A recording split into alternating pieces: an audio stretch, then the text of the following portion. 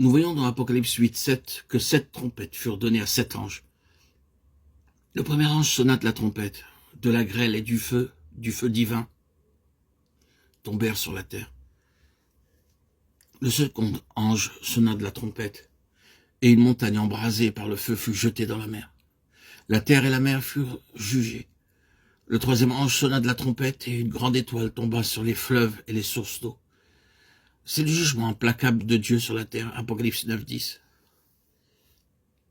Dans Apocalypse 8, 12, le quatrième ange fit retentir la trompette et le jugement divin tomba sur le soleil, la lune et les étoiles. Les hommes peuvent parvenir jusqu'à la lune, mais ils ne peuvent pas détruire le soleil, la lune et les étoiles. Dieu peut le faire. Au son de la cinquième trompette dans Apocalypse 9, 1, le jugement de Dieu tomba sur tout l'univers. Même une bombe atomique n'est pas capable d'ébranler les étoiles. Dieu le fera. Hébreux 12, 26, 27. Dieu permettra d'étranges créatures de venir sur la terre afin de la juger. Apocalypse 9, 3. Lorsque Dieu veut intervenir dans les affaires de l'homme, il peut susciter des créatures pour l'accomplissement de son dessein selon son commandement. Apocalypse 9, 4. Si les hommes refusent la miséricorde et l'amour de Dieu, s'ils rejettent l'évangile, ils encourent le jugement. C'est le commencement de l'enfer.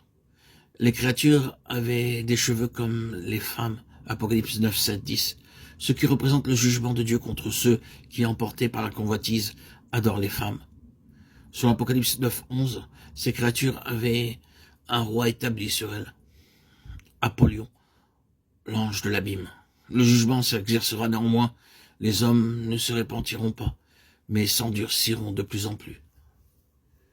Lorsque le sixième ange, selon l'Apocalypse 9, 13, sonnera de la trompette, des créatures plus terribles seront envoyées sur la terre, par lesquelles un tiers des hommes seront tués.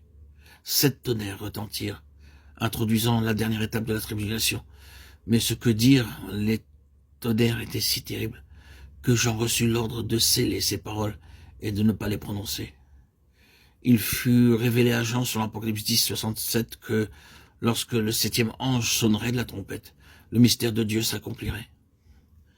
Dieu a fixé le nombre de ceux qu'il portera à travers la tribulation. Sur l'Apocalypse 19, 10, l'ange donna à Jean un petit livre qui fut dans sa bouche comme du miel, mais amer à ses entrailles. Ceci représente la douceur de la récompense et l'amertume du jugement.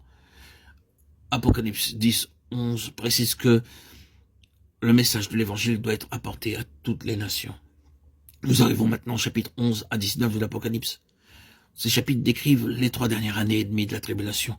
En tant que nation, les Juifs se repentiront à la fin de la première période de la tribulation et seront cruellement persécutés. Matthieu 24, 15 à 22. Il y aura un petit reste dans le temple, mais le parvis du temple sera foulé aux pieds pendant 3 ans et demi. Apocalypse 11, 1, 2. Ce qui correspond à la deuxième moitié de la période de la tribulation.